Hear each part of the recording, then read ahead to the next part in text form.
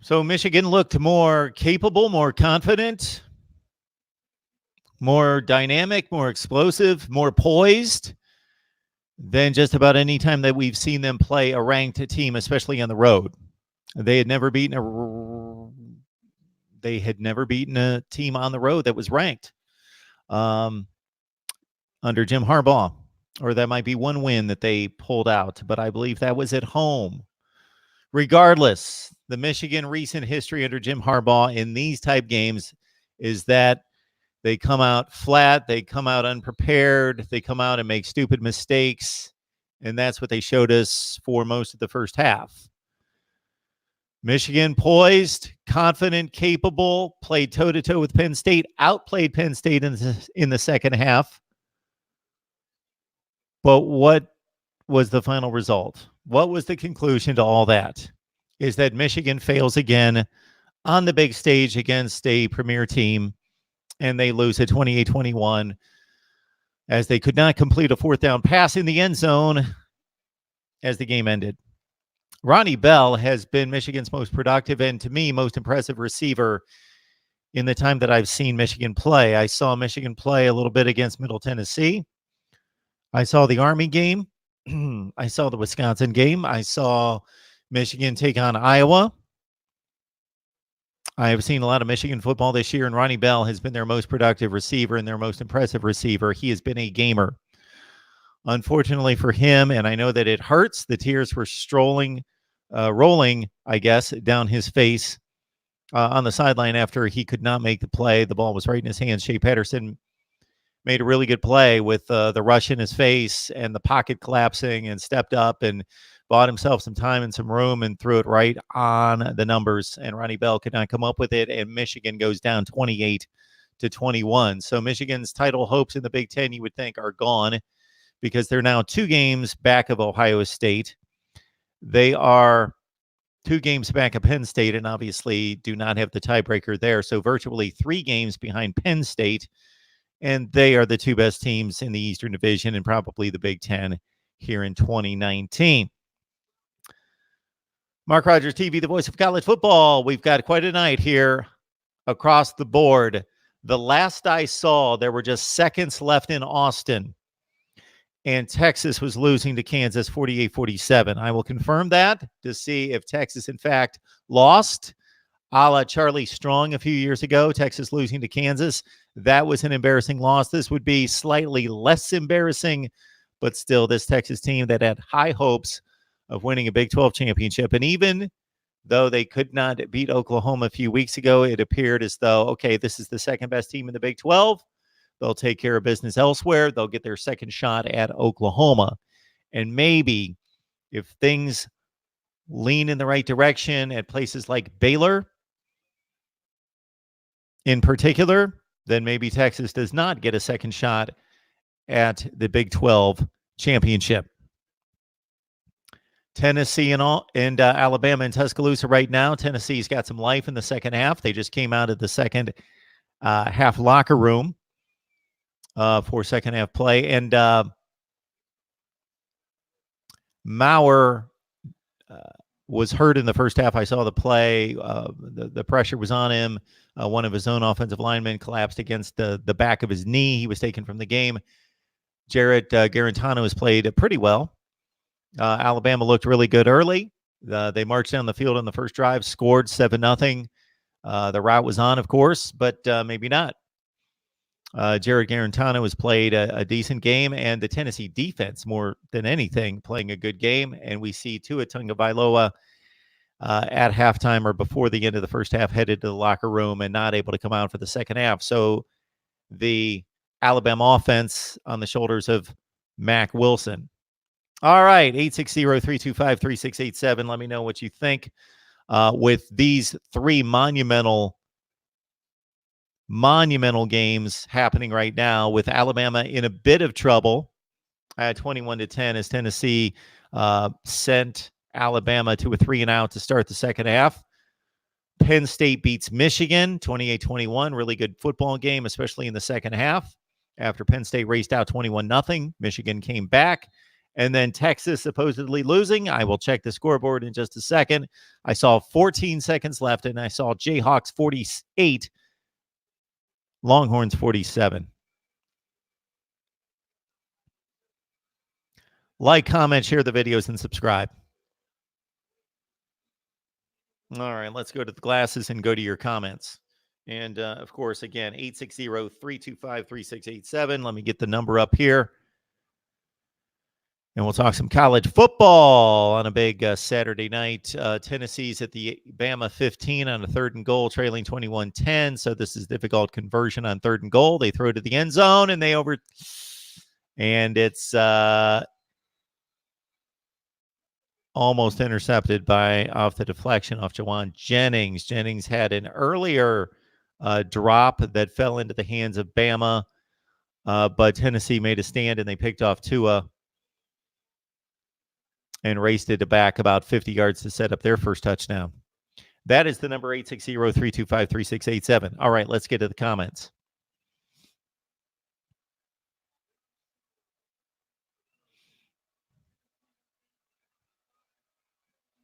Michigan hater happy. Your season is over. Goodbye, Harbaugh. Michigan hater again, jumping on early. Sheryl, how are you? Buckeyes win 52-3. And what a weekend for Ohio State fans. They see Michigan lose, and they win 52-3. And I know some of you are upset because Wisconsin lost, and it tarnishes the big game next week. Michigan hater, nah, Penn State not that good. My prediction, they lose to Michigan State. They expended all their energy on this game. From what I've seen, Penn State should be able to handle Michigan State, but this is college football. This is sports. We see it every week. We see it Illinois and Wisconsin today. Obviously, that is the classic example for this week. Michigan hasn't beaten a top 10 team on the road since Notre Dame in 2006. Okay, thank you very much. NCIS Fanatic 21. I was struggling with that one because I was mixing up the Michigan record against ranked teams overall and then on the road. I thought they had the 1 win overall and 0 on the road, but I wasn't quite sure. I've seen 1-6 thrown around. I think it's now 1-7 against top 10 teams, not against ranked teams. Top 10 teams, 1-7 overall for Jim Harbaugh, and that 1 win was at home against who knows who, probably Notre Dame or Michigan State, maybe a Penn State team.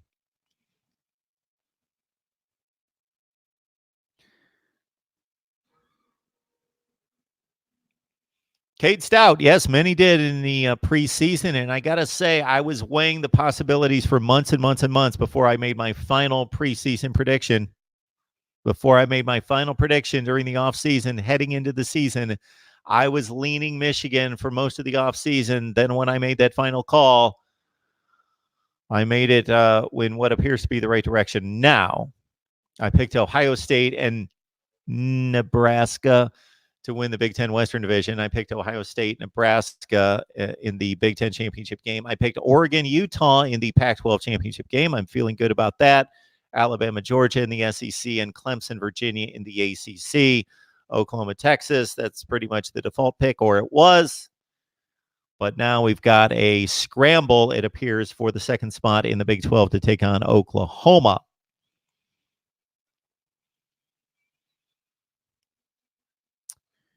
Michigan hater feeling good about Tennessee's chances here. Theo Franklin said they have a championship defense. They must have had the night off. They had the second half off, that's for sure. Michigan started to feel it. Shea Patterson was throwing the ball well, and I know Shea Patterson has a ton of detractors, but he played extremely well, especially in the second half. He was throwing the ball on time. He was finding the right guys. He was throwing it in the right places. And despite pass rush effectiveness from Penn State most of the second half, he was buying time. His receivers let him down. Of course, the case in point that resulted in the loss was the Ronnie Bell drop. I feel bad for Ronnie Bell. He's a really good receiver. He's been the most productive, and they've got all these 4 and 5 stars, Tariq Black, Nico Collins, Donovan Peoples-Jones, and Ronnie Bell has been the best of the bunch this season. NCIS Fanatic 21 is telling me that Texas won with a late field goal. I am not doubting you, NCIS Fanatic 21. I want to see the box score, though. Texas survives Kansas 50-48. So they must have kicked a field goal in the final seconds. And there it is. Poor Kansas. They almost pulled it off. 50-48. Sam Ehlinger, 31 for 44. 399 yards passing with a pick and 4 touchdowns. Keontae Ingram ran for 101 yards. Ehlinger for 91. Puka Williams ripped up Texas for 190 yards, 7.6 yards per carry on the ground. And Kansas also threw for 310 yards and 4 touchdowns. The Texas defense is, I hate to use the word, so I'll just say they're awful. Cameron Dicker with a 32-yard field goal. Thanks, Cade. Let's see how the final drive came together for Texas here, if my laptop will cooperate. It's not right now.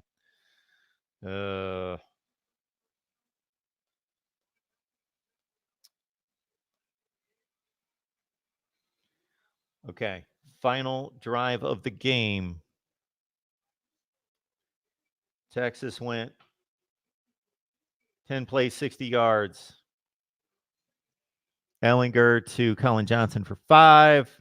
Ehlinger pass complete to Colin Johnson for 16. Ehlinger pass complete to Keontae Ingram for 4.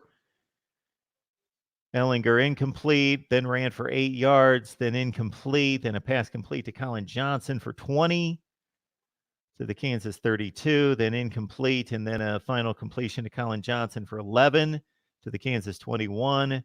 Then they got another one to Duvernay for 6 yards to set it up at the Kansas 15 for the 32-yard kick. Kansas almost defeats Texas in Austin.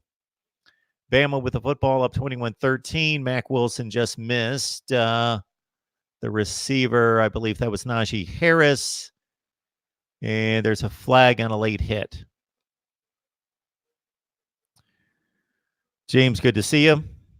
Cade, how about them Jayhawks? Almost made it happen. Yes, Tua is out of the game.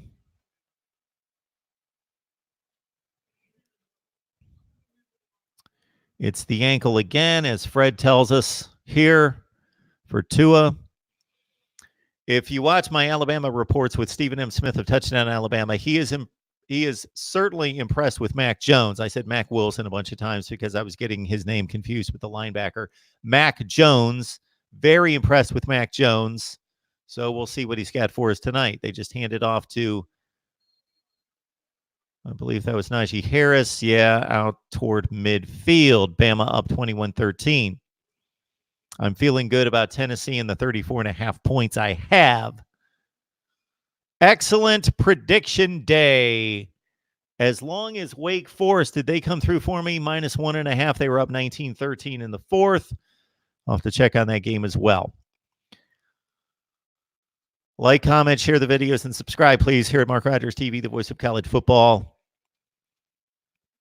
If you go to betnow.eu and use the promo code MRTVCFB, they give you a 100% bonus on your money. So if you deposit $100, they will double it. They will double $200. They will double whatever amount you put in your account if you go to betnow.eu and use the promo code MRTVCFB. Shop Amazon, use the link. Christmas is coming. Please use the link and you help us build the channel.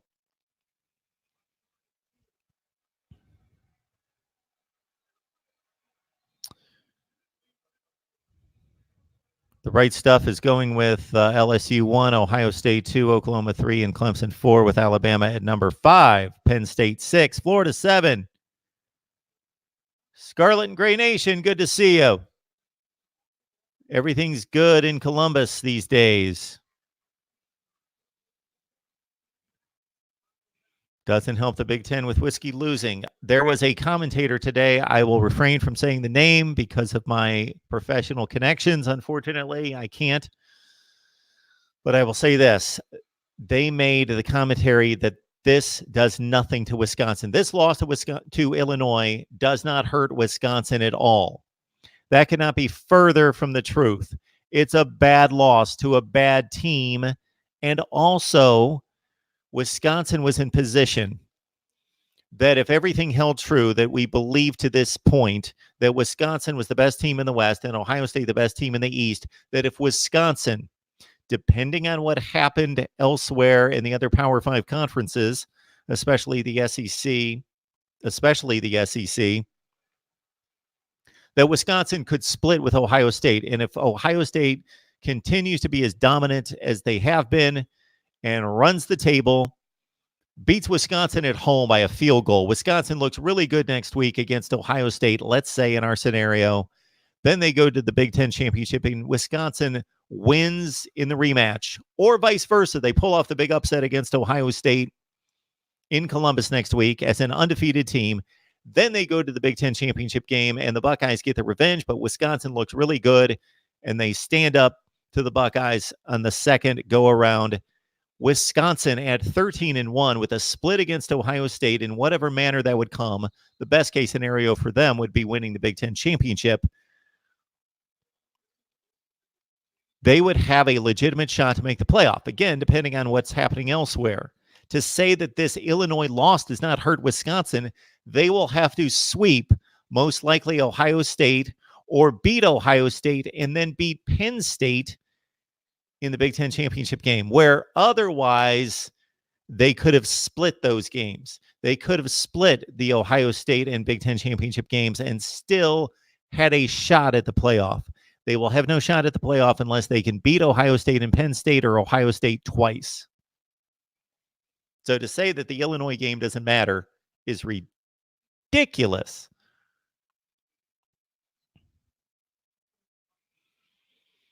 Master D, yeah, that's a wrap for Michigan. Bye-bye Harbaugh. I don't believe it's bye-bye Harbaugh. If you're talking about competing for championships this year, yes, it is bye-bye to Harbaugh in the maize and blue. But if you're talking about him leaving Michigan, unless it's to pursue an NFL job himself, then that could be.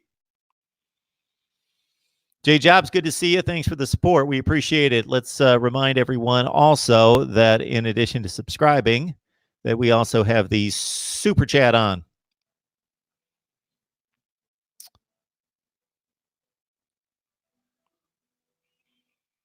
Michigan State can't score more than a damn field goal. How are they going to beat Penn State? I don't know. I don't see it. But nobody saw. I know, J Jobs. I know it. I knew better. I bought into the hype, and I heard all these people touting Nebraska, and I do believe Adrian Martinez is really good. And their skill position players on offense are, aside from the Jonathan Taylor factor, maybe the best in the division. And Scott Frost is, I still think, a really, really good head coach. But they're not there. They're not there as a program. I should have known. I was debating. My sensible part of my brain was debating between Wisconsin and Iowa for the Big Ten West. The one that bought into the Scott Frost, Adrian Martinez for the Heisman hype selected Nebraska. I still only had them at 9-3, but winning the West. Yes, I made a misstep there. Absolutely. I did. Just be free as long as Ohio State wins every game they play this year. Ain't nothing else going to matter. Yep. Baylor is easily the second best team in the Big 12. Don't write those things. I should have seen that before it went on the air. So please spare the profanity. This is the reason why. Number one, I don't like it, and it's my channel. Number two, you could probably express yourself in a better way using, and I'm not going to cut people off at the first hint of any profanity, but let's also understand the environment. YouTube sends out warnings all the time, and they've sent them to me. If somebody writes in the comments section profanity, or they say profanity on here, their analytics and their detection is remarkable. Believe me, the first time I found this out was I was actually just doing a test as Alabama scored a touchdown to go up what will be probably 28-13. is I was just actually doing a test, and I had my other laptop open, and some music started to play just off an ad. And then I got flagged by YouTube, and I couldn't believe why, because they said, you have aired copyrighted material. And I thought, what?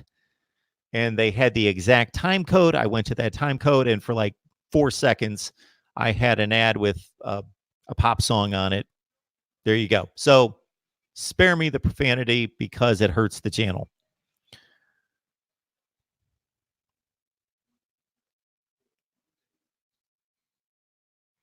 I did, James. I can no longer ever say that I'm right all the time.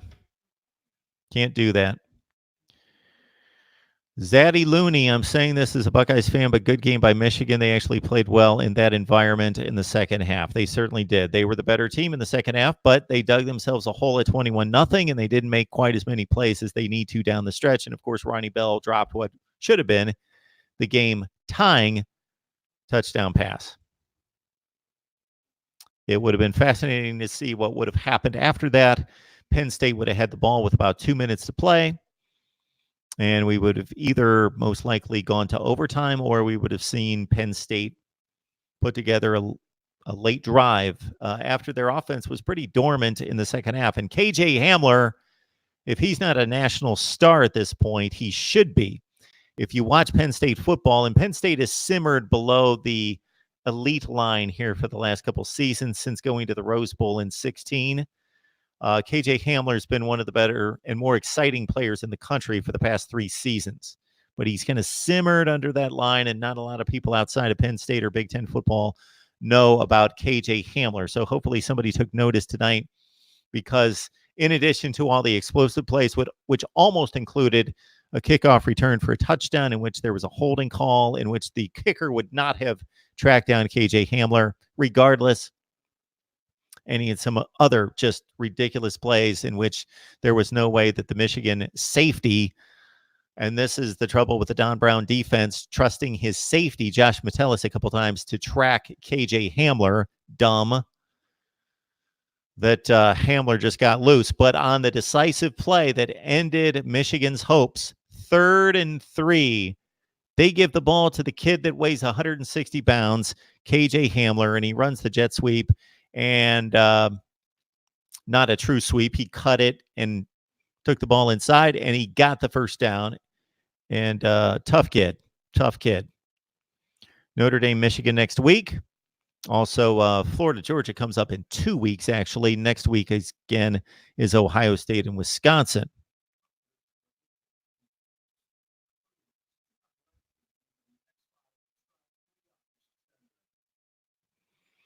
James, what's funny how Alabama, they have the number 1 recruiting class every year, yet they lose their starting quarterback and are as average as South Carolina. Where is the depth? As average as South Carolina, maybe their kicker is. maybe their place kicker is.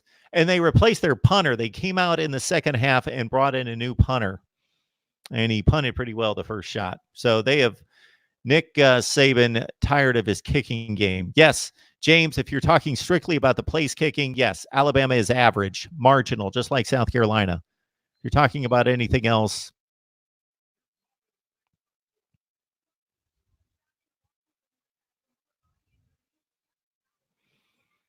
Mark and I won our bets with Michigan plus 9 and 8, respectively. Yes, we did. Right stuff. Yes, we did. Yes, we did. Yes, we did. We had a nice little day working. This was my day. Hopefully this comes up. These were my selections on the day.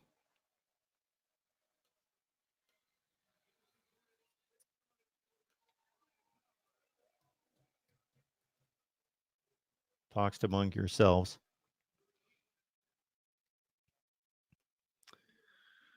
My predictions on the day. Come on. These are against the spread. Starting last night, I had Ohio State covering 27.5. Call coming in. Somebody wants to interrupt me bragging about my predictions this weekend. The call will start at the beat. How dare you? Mark Rogers TV, the voice of college football. Who's on the line? Hey, Mark, it's McD Sports 4 here to eat some crow. McD Sports 4. I respect the heck out of you for showing up regardless of what Maryland does. Other people don't do that, but regardless of what Maryland failed to do against Indiana, because I thought that was a toss-up game, here you are. I'll give you the stage. Okay, I would have been on soon, but I didn't know you started the stream. I didn't get the notification. Something's up with my phone. That's a shame. I'm here now. Listen, I do want to give credit to Indiana. They were better than what I thought they were going to be, and they will be in a bowl game this year. So give credit to Indiana. Tom Allen, he knows what he's doing. And Indiana, the game came down to execution there in the fourth quarter, and Indiana just had better execution. That's what it came down to. I thought everything that Maryland did was pretty good. The play calling was good. I thought that the back and forth was pretty good. I mean, it was a hell of a football game, but at the end, it came down to execution. And when we fumbled the ball with 3 timeouts left, about 4 minutes left on the clock, defense, we held them to a field goal because it was deep in our own territory. 34-28. We were driving down the field, got some huge fourth down conversion.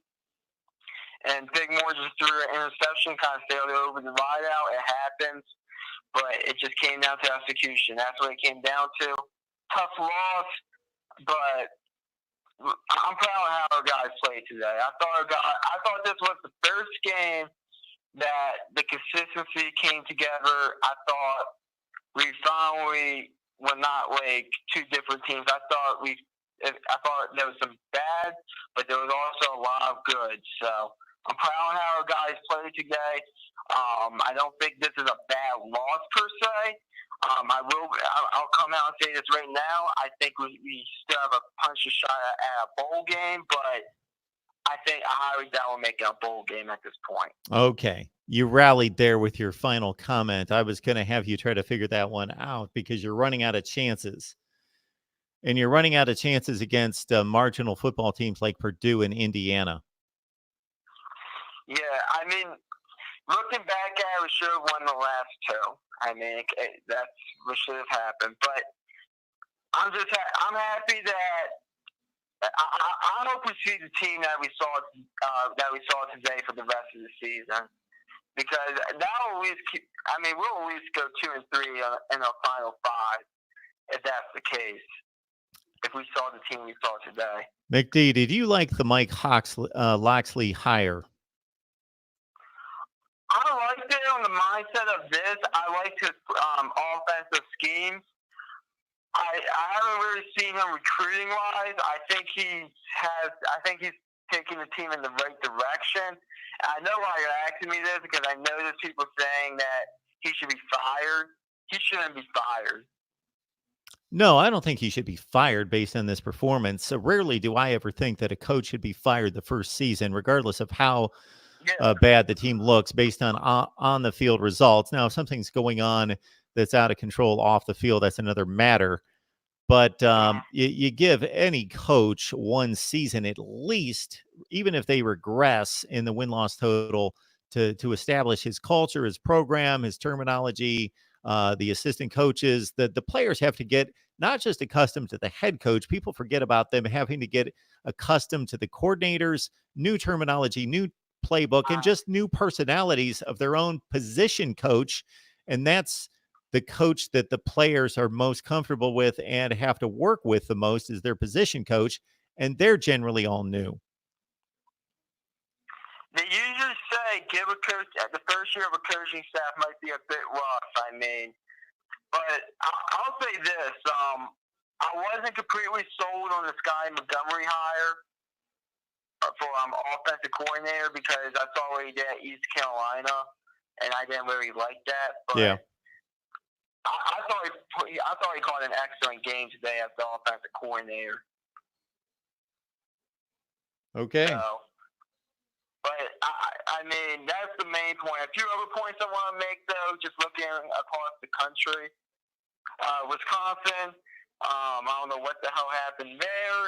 That's embarrassing. That's all I'm going to say about that. what has happened to his ankle? Is it a high sprain or is it broken? I just saw him walk to the locker room. I didn't see the play. Okay. He ran and lost like 2 yards, and then he was done. This Matt Jones guy, by the way, if they have to keep this guy in for a few weeks, especially against LSU, Alabama will lose to LSU. I'm just saying that right now because this Matt Jones guy is pretty bad. But a few other notes. South Carolina, that kind of upset me right there because I thought the refs stole the game from them, kind of. So you have that, and then Oregon. I think we got to talk about Oregon being in the college football playoffs talk. I think we have to. Yeah, they've got a shot. They've only got the one loss. They do play most of their tougher games coming up. They've only played Washington, Cal, and somebody else decent. Pardon me? Cal's not a tough game. Cal's not a tough game after well, it was for Oregon. If you're touting Oregon for the college football playoff, they barely beat Cal. Yeah, that kind of hurt. That Cal win kind of hurt today, the way they came out. And then Georgia, Jake Fromm, 35 yards passing. Are you kidding me? Well, let's understand the conditions. Did you see any of the game? I watched the second half of the game. I don't care that it was raining. I've seen quarterbacks worse than Fromm throw for like 80 yards in the first half and rain like that. I hear you, but I would have to go through the game. I only saw maybe 10 plays of that game, but I saw the weather conditions, and I saw it was no score at halftime. And obviously, Georgia came out and scored a couple touchdowns very quickly, and they weren't going to throw the ball after that. It wasn't because of their offense. They scored those touchdowns. That I can guarantee you. It was mainly because of their defense, paying them in good field positions. I mean, Fromm didn't even throw a touchdown pass. So, Georgia has problems. I know you had Uncle Lou in your show. They had problems offensively. But a lot of ranked teams got off to slow starts as well today and throughout the week. Like, even like Ohio State, that game was 7-3 at the end of the first quarter. So, interesting note there. And then Vandy and Missouri. What happened to Missouri? You got me on that one. This is a game that probably not a whole lot of people noticed or paid any attention to, but Missouri's been rolling with only one loss, and they go to Vandy and lose 21-17, something like that. 21-14, 21-14, 21-point favorite, losing at Vandy. I caught the last few minutes of it, so. Yeah, I'm going to have to catch a lot of these games in condensed versions. I watched, what was the noon game I watched? Man, that was so long ago, I don't even remember.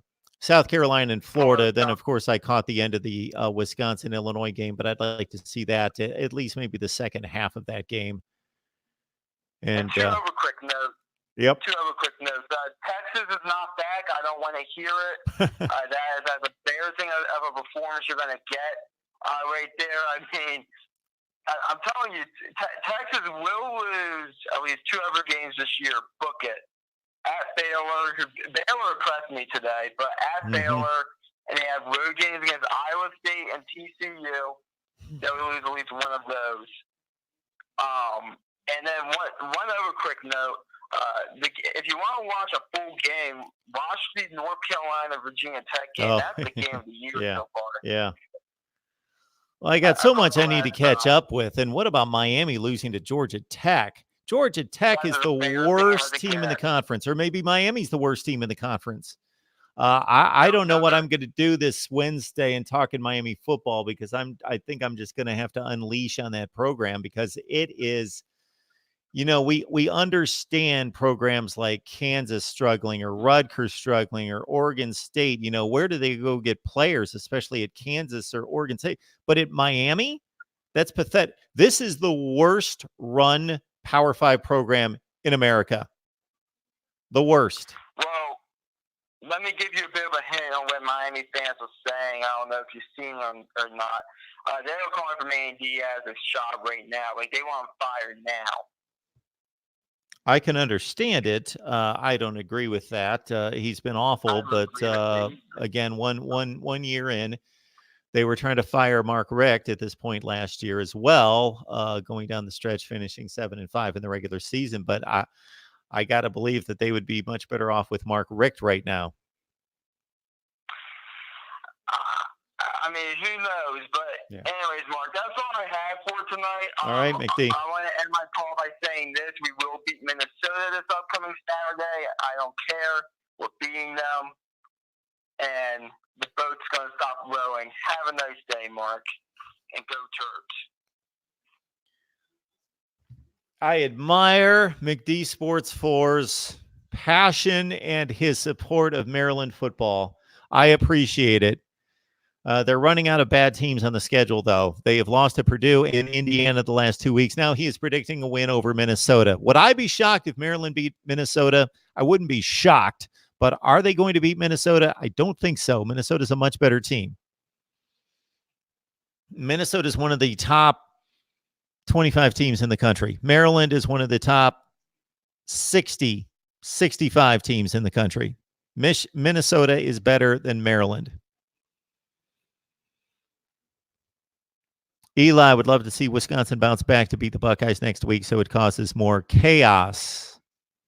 I would not be surprised. Penn State has improved in L.A. Clifford, but they cannot consistently power run the ball up the middle for 60 minutes. So this is how my predictions went this week. Now somebody wants to interrupt me again. Hey, it's Mark Rogers TV, the voice of college football. Who's on the line? Chris Harris. Hey, Chris, how are you? Good. How are you? I'm good. What's up? I was going to run a couple of scenarios by you. That's okay. Okay, absolutely. All right. So, as of right now, I think Ohio State, I think Oklahoma, and I think Clemson are going to win out. Okay. Chris, before you continue, is there any way to increase your volume? I've got you cranked up as much as possible. I'm afraid that people aren't going to be able to hear you. I can hear you, but I don't think that. So if there's any way to increase the volume, just do whatever you can. But keep going. Who's going to be in the playoff? Can you hear me now? Yeah, just go ahead and continue with the call. All right. Like I was saying, I think Ohio State, Clemson, and Oklahoma win out. Okay. Obviously, Alabama and LSU have got to play each other in the schedule. And say LSU loses to Alabama, and that's their only loss. Okay. And, they have a really good resume. You think they'd really put Clemson in over LSU? So undefeated Clemson, LSU loses one game. They lose a close game in Tuscaloosa, right? Yeah. I think they will. I don't know that they should if they're supposed to put the four best teams in. I don't think they should. Well, let me backtrack. The way I would run it would be completely different. I would honor the conference championships. So I would put Clemson in. But they're telling us every year, or at least they came up with this about 3 years ago, that they're putting in the best teams. If they would have put in the best teams in 2015, then they would have yanked Michigan State and put in Ohio State. They had an NFL team. But they suddenly came up with a couple of years ago that they put the best teams in. I think that was their defense for putting in the Alabama team that did not win its division. So they put in the best teams. So if they're going to put the best teams in, yes, based on the resume, LSU's resume, even if they go to Tuscaloosa and lose, it's going to be so much better than Clemson's. They should put LSU under that criteria. They should put LSU in the playoff. But I don't think they would. Oh. Defending national champion that's proven to be very successful in the playoffs, undefeated conference champion, I think that they would just get steamrolled and just not want to face the criticism of putting two teams from a particular conference in over a defending national champion, undefeated for 2 consecutive years, Clemson team. All right, and my other question was, you think Wisconsin or Minnesota is going to win the West of this?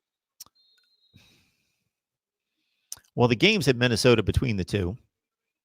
And it's a rivalry game. It is a rivalry game that Minnesota won in Madison last year. I do think that Wisconsin's still the better team, but there's not a whole lot separating these two teams, although we haven't seen Minnesota play anyone really good, where Wisconsin's played Michigan, Michigan State, and of course this Illinois team that they played today. I would still put my money on Wisconsin, but with a lot more hesitancy than I would have up until about 10 hours ago. All right, well, that's all I had for you, and thanks for taking my call. Thanks, Chris. Appreciate it. Mark Rogers TV, the voice of college football. This is what we do each and every day, not just during the college football season. If you're checking us out for the first time or you just started watching a couple weeks ago, we talk college football in the middle of May. Like, we talk college football all the time. Spring football recruiting, rankings. We rank and rate everything in sight. And, of course, we give you game previews each and every week. Leading into Week 8, this is Week 8, 13 game previews. I'll get to as many as I can this particular week, although I'm going to I do have some plans later in the week that's going to prohibit me from doing as much work as I typically do. All right.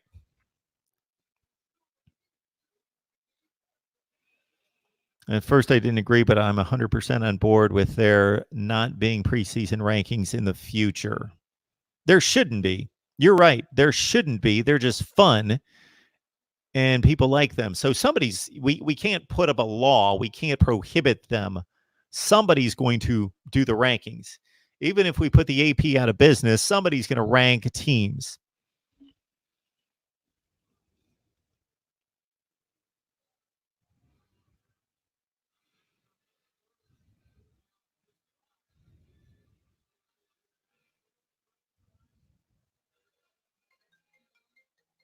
Here we go. The call will start at the beep. Hey, it's Mark Rogers TV, the voice of college football. Who do we have on the line? My name is Anthony Horn. Hey, Anthony, how are you? All right, calling from Ohio. Excellent. Do us a big favor and turn down the audio in the background, please. It's causing a reverb. Thank you. Appreciate that. You're welcome, sir. Well, no. Yeah, turn that down as well, but turn down my audio. Oh, okay. Very good. What you got for us, man? Well, I always check in on Wednesdays. I'm Mega Jesus. Mega Jesus is God on your Wednesday podcast with Jason and Logan. I think it's time to let Willie Taggart go. I think it's time. I think it is time to let Willie Taggart go because FSU is suffering here. I don't think that, he doesn't really make any adjustments at halftime. We're only scoring, 14. We're only scoring about 27 points in the first half. And then in the second half, we can only muster up 14 points. Last year, we only scored 12 points in the second half. I think it's about time to let him go. We're not improving as a team. We can't really get anything going in the second half on offense. The defense seems to always be out of place. Players don't seem to be knowing what they're doing. I think it's about time you should cut the cord and just we start over. But we're gonna have to figure out to pay him $18 million. That's the only problem. Well, you kind of sound like some of the things I've said on Wednesday nights. Willie Taggart is not doing a very good job running this program, and I understand that it's difficult to take over a program and then institute your culture and your way of doing things, that it takes some time. But this team was completely unprepared for every game last year. Stupid penalties, not a poised team, a team that was completely outclassed in second halves of games because the other coaching staff would make better adjustments at halftime than his staff would. And we see it play out again this year. So I take it, I'm looking up the ACC scoreboard because I wanted to see how that one played out.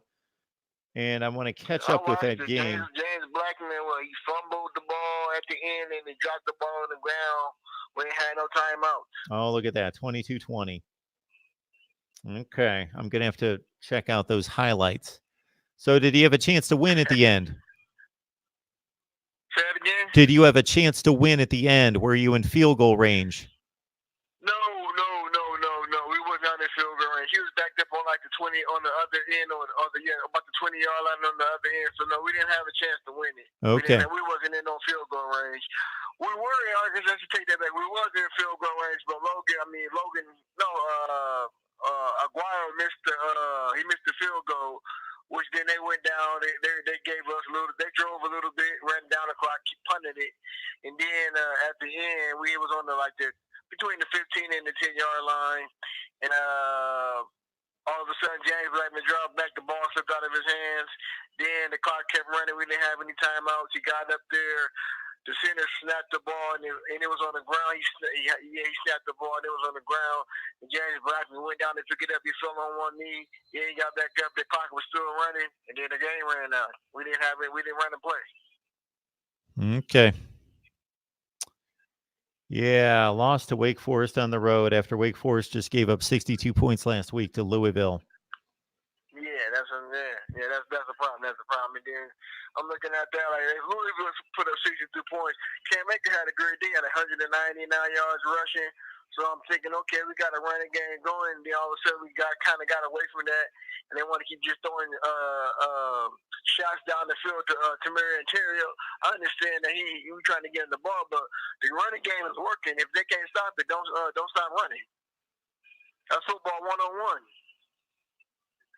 I hear you. Yeah, I'm curious to check that out. I will check that out because I got to be on top of Florida State. Well, I got to be on top of everyone.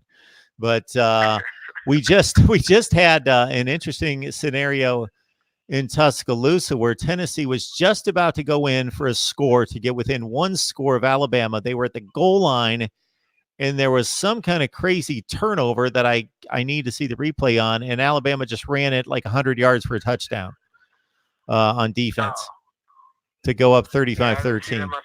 It was about to go to 28-20, and Jeremy Pruitt is just scalding on the sideline and just tearing into Jared Garantano, so he must have done something stupid. And Alabama's up 35-13. Jeremy Pruitt is another guy who shouldn't be a head coach. He should just be a coordinator. Some people ain't head coach material.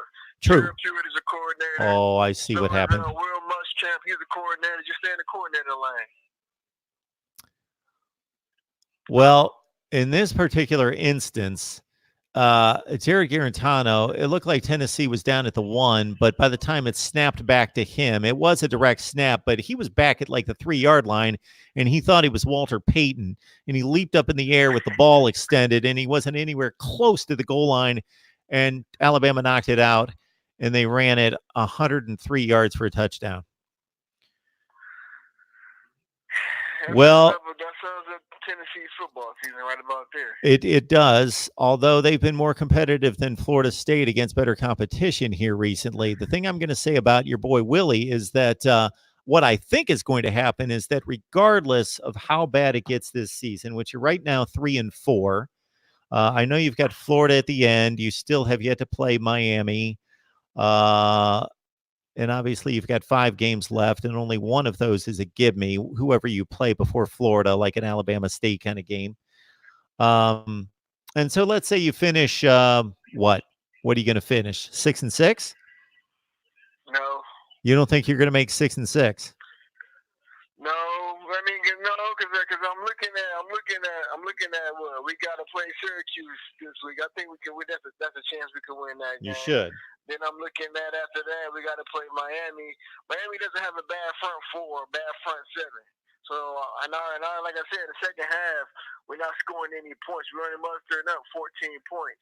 So if our offense isn't rolling in the first half, come the second half, we're not doing anything enough to score. So Miami still has a good front 7. They still got a good defensive front line. And the offensive line ain't that good. So you got to take that into account. So I'm looking at that.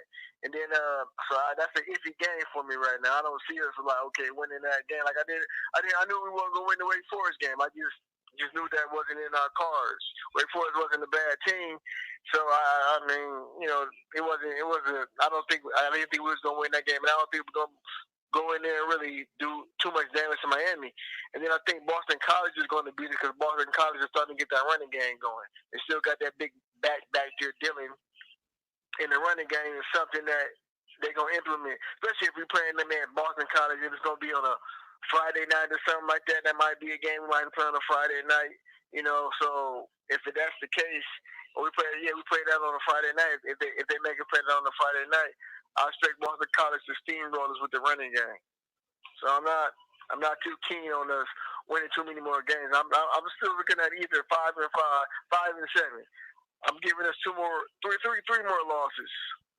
So what I think is going to happen is that you're going to finish 5-7 or 6-6. I'm going to go the 6-6 route, and because you lose to Florida and you lose one other game to me, and let's say you go 5-7 or 6-6, and then so for the rest of it, I just think that then next year that sets up Willie for next year being his hot seat year that he really needs to come through and really substantially upgrade to keep his job. I think they're going to keep him around for one more year, and 2020 is going to be his year to prove it or not prove it. That's what I think is going to happen. I'm not telling you that's what I think should happen.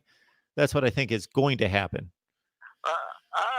I can understand. I mean, I get where you're coming from. It's just hard to look at. It's really just hard to look at and say, you know, we're going to go through another year of what we're going through where the defense is not up to par. The offense is just pathetic. I don't even, like I said, I realize everybody want to play fast, but I don't think we got the right offense for the program. I hear you. And it was supposed to change with Kendall Briles coming in. Yeah, but Kendall Briles is used to the Big 12 where they don't play defense. In the ACC, people actually play defense. This is true. Things are changing a bit in the Big 12, though. But, yeah, you're right. So all that spread and want to throw the ball all over the field, you got to be able to say, you got to have an offense that has balance, a good running game, a good passing game. And we don't have a lot of, play action going on, anything like that. Those things matter to offense. Once you get your running game going, you can set the play action game up, take shots downfield. But like I said, so that's one of the things that we don't have certain things that I wish our offense had. And like I said, our offense is just too stagnant at times. It can't really pick up speed. And if it ain't going fast, you can't do anything. That's why I don't like spread offense. If a spread offense can't go fast, then the spread offense will struggle. Because it's predicated on tempo. It's not predicated on anything else, but got to go fast, got to go fast, got to go fast. And if you take that away from an offense, a spread offense is limited. I'm with you. Anything else, man? No, that's it. I mean, just tired of watching these my nose take these lumps with this coaching staff that is anemic and pathetic and doesn't know seem like they know what they're doing. I mean, week in and week out. I hear you. Well, maybe you'll get your wish and they will oust a Willie after this season. It's possible. If they do oust Willie, I'm saying it now. The guy I think that's a good coach is Boise State's head coach. I know people might be sleeping on the guy, but watching his record, looking at his team, it seems coming prepared. And I think he's an excellent coach. If I'm USC or if I'm Florida State, if I get a shot, that's what I'm going to get. All right, man. Thanks for the call. I appreciate it. No problem. We'll see you soon. See you on Wednesday. Good stuff. Florida State fans disgruntled. They lose to Wake Forest. There was a time when thinking about Florida State losing to Wake Forest was just unthinkable. Unthinkable. Florida State loses 22-20. They fall to 3-4. All right, folks, let's check out the rest of the live chat. And, man, there are so many games I would love to get through and dissect, and maybe I'll run through the condensed version so I can give some instant analysis and post some videos tonight It's a little after midnight Eastern time. I was hoping this Alabama-Tennessee game would be competitive. I didn't think it was going to be, but once Tennessee got to within almost 28-20, almost to 28-20, before Jared Garantano thought he was Walter Payton or Marcus Allen, it could have been 28-20, but now 35-13 Alabama. They've got the ball back, and there's 5 minutes left in the game. Is that 5 minutes left in the game? If there's 5 minutes left in the game, yeah, 5 minutes left in the game, I'm safe at 34.5. I shouldn't even say that. Don't say that, Mark. Don't say that, Mark. I should be safe at 34.5. I should be safe. Which reminds me, I was running through my picks to see what my record is this week. Against the spread this week. Let's see how we did. Come on. Against the spread, took Ohio State to cover 27.5, 1-0. Took Clemson to cover 24 against Louisville, 2-0. Took Oklahoma to cover 33 against West Virginia, 3-0. Took South Carolina plus 5.5 against Florida, 3-1. Took Illinois plus 31 against Wisconsin, 4-1. Took Arkansas plus 19 against Auburn, 4-2. Took Iowa to cover 17 against Purdue, 4-3. Took LSU to cover 17.5 against Mississippi State, 5-3. Took Oregon to cover 3 against Washington, 6-3. Took Minnesota minus 28.5 against Rutgers, 7-3. Took Oklahoma State to cover 3.5 against Baylor, 7-4. Took Vandy plus 21 against Mizzou, 8-4. Took Georgia to cover 24 against Kentucky. Couldn't get it done, 8-5. Took Arizona State in 14 against Utah. They lost by 18, so I'm 8-6. Took Texas to cover 21 against Kansas. 8-7. Took Tennessee plus the 34.5 against Alabama. Let's hope that gets me to 9-7. We'll see. Took Michigan plus 9 against Penn State. That's 10-7. Took Wake to cover 1.5 against Florida State. That's 11-7. Took Virginia minus 3 over Duke. That's 12-7, and I believe USC is a decent lead against Arizona. I took the Trojans minus 9.5 over Arizona. That's the other game out there, and I took BYU plus 7 against Boise State. So 12-7 right now. We'll see how the last couple games play out. 12-7 will win you a ton of cash. So please check out my predictions. You go to the link in the description section that says Voice of College Football Community. You get my predictions right there. All right.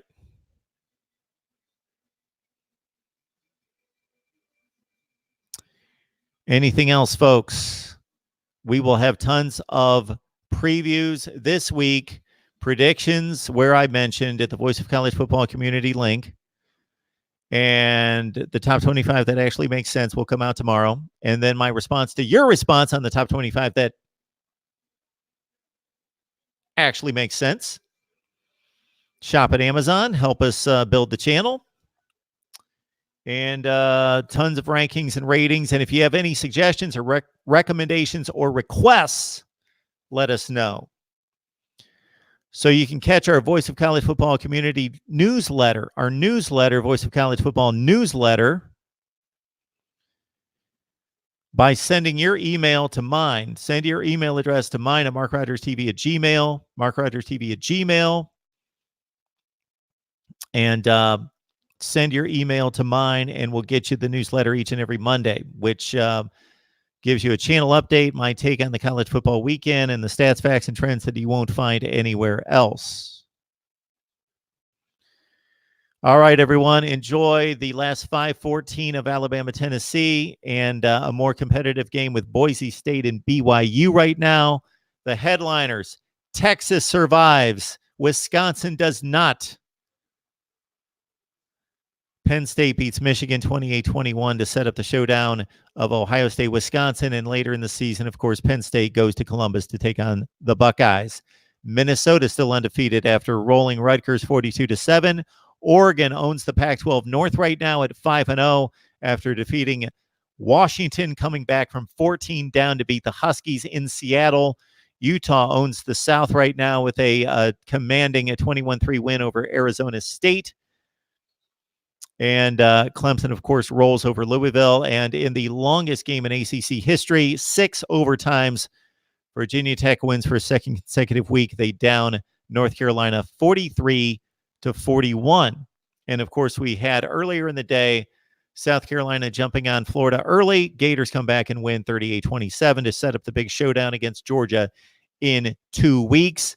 LSU too much for Mississippi State, 36-13, as Joe Burrow throws for another zillion touchdowns in that one. We appreciate the contribution. I'm going to cut a video soon because many of you ask me, and I appreciate it. How can we help you build the channel? So I'm going to cut a video, and I'm going to run down all the ways in which you can help us continue what we've started here and make it even much, much better. We will see all of you tomorrow here at Mark Rogers TV, the voice of college football.